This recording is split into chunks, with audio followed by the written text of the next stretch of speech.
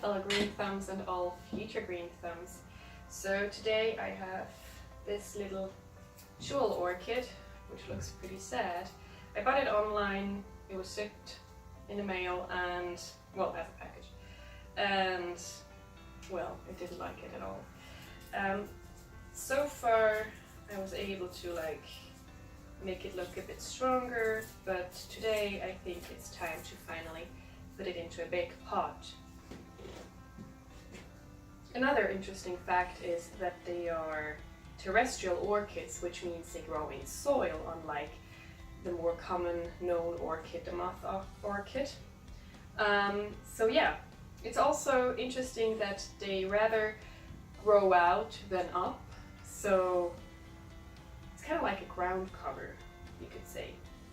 So I bought this rather big shallow pot, which I'm gonna use today, and we'll see how she will do. Okay, so I prepared a little bowl of different soils that I'm going to mix for this beautiful, beautiful orchid. Technically this orchid likes to have a rather moist growing substrate. However, since my bowl does not have a drainage hole, I'm a bit concerned that if I overwater it, that it's gonna die. So that's why I'm choosing a cacti soil mixture, which is high in sand. Also, I'm gonna put in perlite, as well as very rough bark, which you would normally use for the moth orchids, or most orchids that you can buy in the stores, just to have enough aeration in the soil.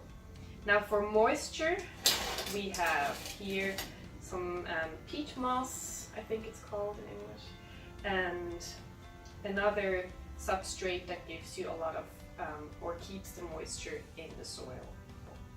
So yeah, let's mix it up and use it.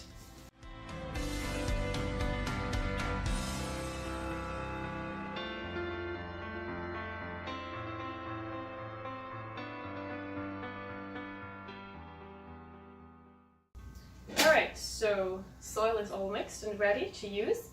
I also prepared my bowl. In the bottom I have this charcoal, which is going to help with the drainage. You can use anything to cover it and kind of separate it from the soil, otherwise it's not going to really be acting as a drainage. I've used some leftover packaging material, newspaper shreds. Not the best, but why not? Also, what I'm going to put in here is this fertilizer. The Jewel Orchids doesn't really need that much fertilizer, although I've made the experience with using a normal orchid fertilizer every second week during the summertime growing phase, and the flowers were abundant in the winter. Now with these pellets, the longer they last, the more slowly they release, and that's what you want to have in a fertilizer pellet. It's just more healthy for the plant to not be overstuffed with nutrients, especially those that might even not like it and have burnt roots afterwards. So use one that releases very slowly. Okay, so let's give this one more space. Alright, so this bowl, I bought it actually because it's kind of it has a slight slope.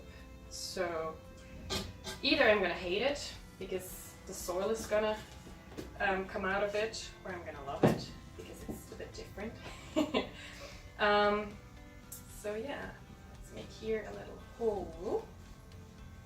It doesn't matter that it's not really deep. The roots actually like to stay shallow. And let's get it out. It's quite a sensitive orchid, as in it easily breaks with all these very thick branches. Alright, and it's not really well rooted through. We'll see. The last step to do, or that I I'm doing here is I'm going to use a mixture of moss and some wood chips to kind of give that feeling of a forest floor, and also to keep the moisture with the moss in the soil, which means I have to mist it quite a lot, which the orchid is going to enjoy immensely. I'm not so sure about this pot.